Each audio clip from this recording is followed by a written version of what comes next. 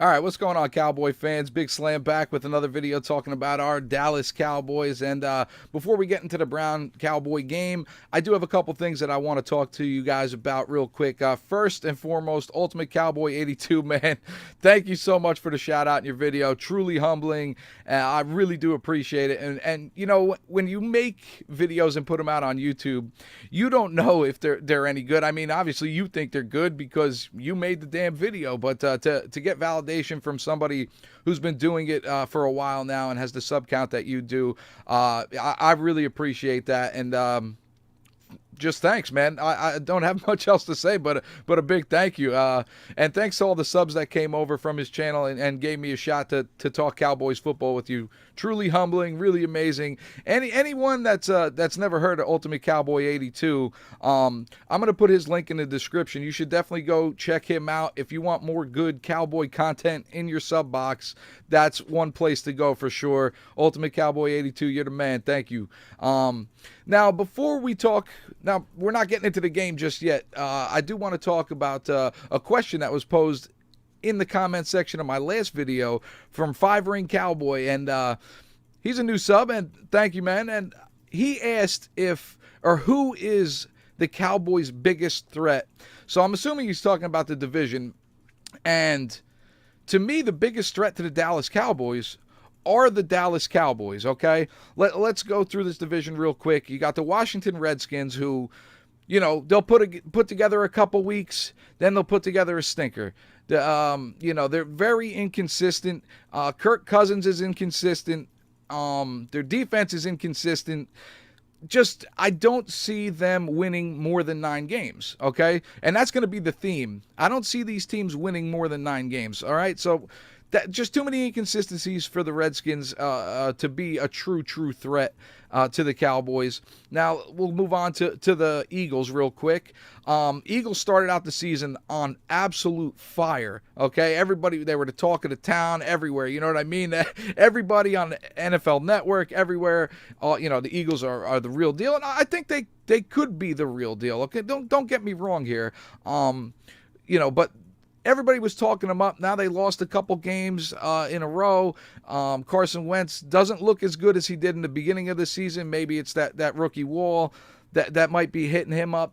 Their defense overall is pretty damn solid, but they're not the 85 Bears. You know what I mean? They're good. They're solid. But again, inconsistencies with that team. Their wide receivers, one just got cut because of a gun charge and drug charge. Huff, I think it was the wide receiver that got cut. And they drop passes constantly. I mean, Wentz was hitting them in the hands on Sunday night, and they're dropping passes all over the place on that kid. So inconsistencies there. I don't see them getting past 9 wins. I just don't see it, all right?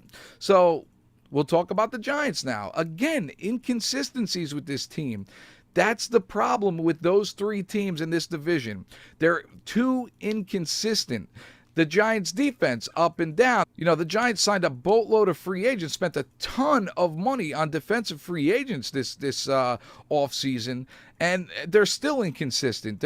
I don't think they're good enough. And Eli Manning on the offensive side of the ball has not been playing well at all this season. Now, I don't know if it's because his offensive line isn't all that great. Doesn't have a lot of time to throw. I mean, if you watch the Giants play the Minnesota Vikings, I mean, it was 3-step drops and Eli was throwing the ball at people's feet because that Vikings defense at the time was wrecking quarterbacks. All right, so that offensive line isn't that good and not consistent enough to win more than 9 games. And with the trouble that Odell Beckham was having in the beginning of the year with his antics on the sideline, with the kicking net and all that stuff. I mean, I live in the area, so I was listening to sports talk radio around here, and that's all they were talking about. I mean, they weren't even talking about the problems the Giants were having as far as play on the field. They were talking about Odell Beckham being a distraction on the sideline, you know, screaming and yelling. And yeah, have we dealt with that with Dez a little bit?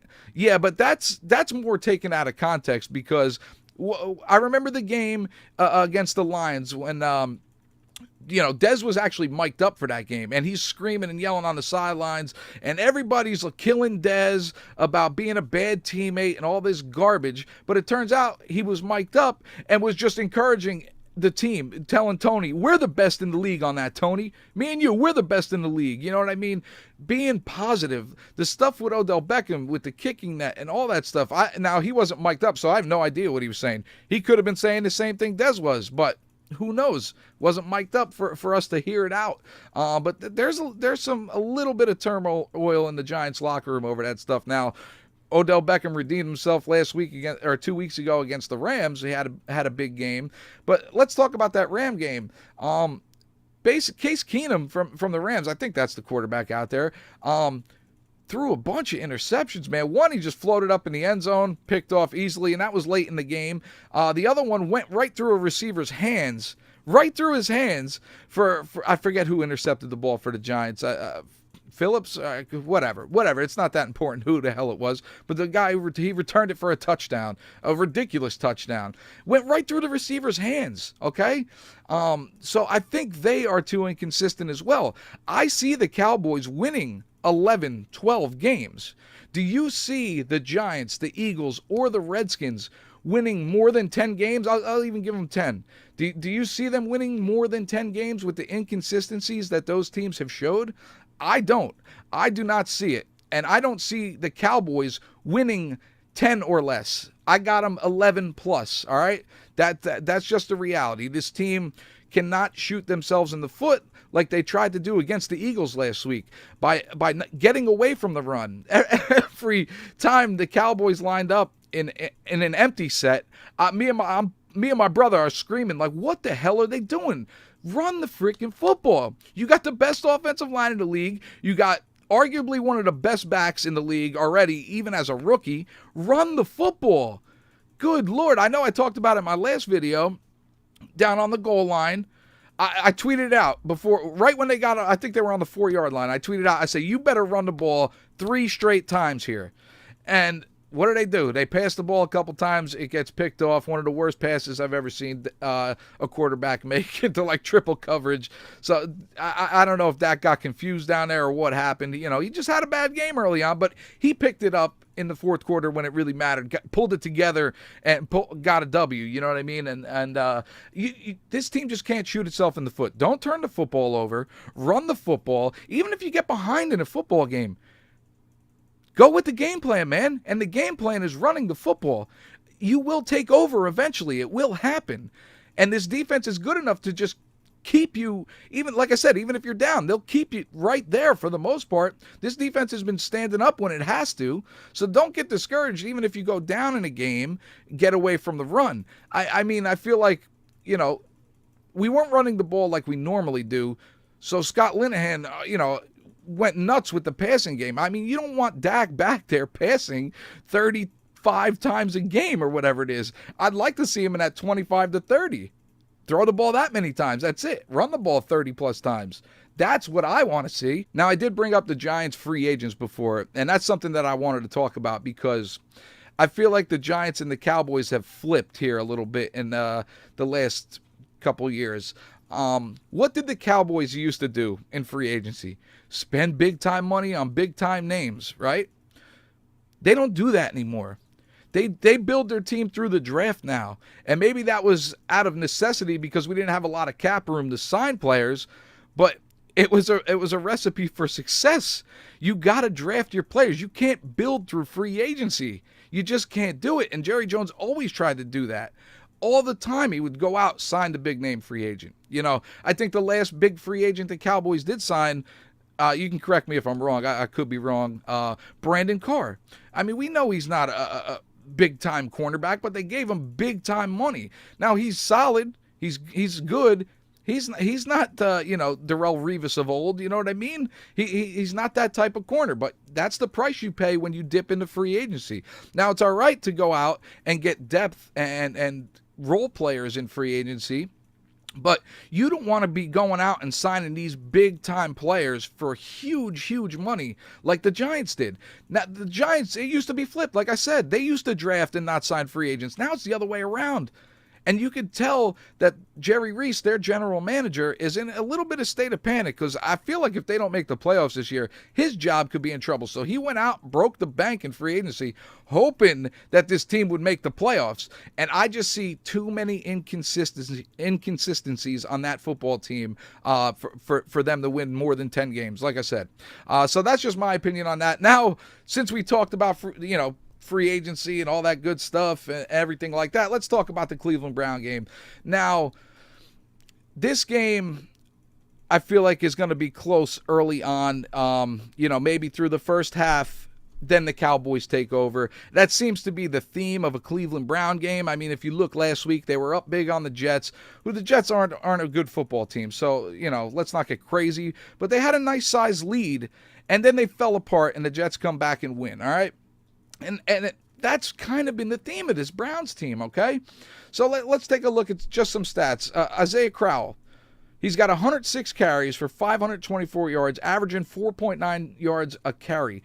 That's pretty damn good, all right? So that's a little bit scary. If this team can't stop the run, this game will be a lot closer. A lot closer, okay? So that's one thing for sure that they're going to have to control, all right? Even Duke Johnson, 42 carries, 211 yards for a 5-yard average, okay? So if they get off, you'll know early if this is going to be one of those games where the Cowboys step into playing an 0-8 team and it's going to be real tight. I feel like if we watch their running game, if they're able to run the ball, we could be in for a tight game. But if they shut the running game down, if the Cowboys shut the running game down on this team, it's over. They'll have no shot whatsoever. And on offense, I don't think the Browns will be able to stop us at all. I really don't think they'll be able to stop us at all. The offensive line will be too overpowering for this team. Ezekiel Elliott will run all over this team. And I actually think Alfred Morris will have a pretty big game too. I think Zeke goes for at least 130, something along those lines, maybe even more. And I actually think Alfred Morris gets close to 100 yards this game too. I just feel like we're going to pound the ball at this team all day long. Let's not mess around. You don't want to turn the ball over and give them a short field or anything like that. And like I said, if this defense is shutting their running game down, lights out. All right. So I got this game 34-17, and that's exactly what I feel like is going to happen. I feel like a field goal and a couple touchdowns. I feel like the Browns will get a touchdown early. We'll shut them down until the second half. They'll score a touchdown late in the fourth quarter to make it 17-34. But I just don't see this team losing to the Browns.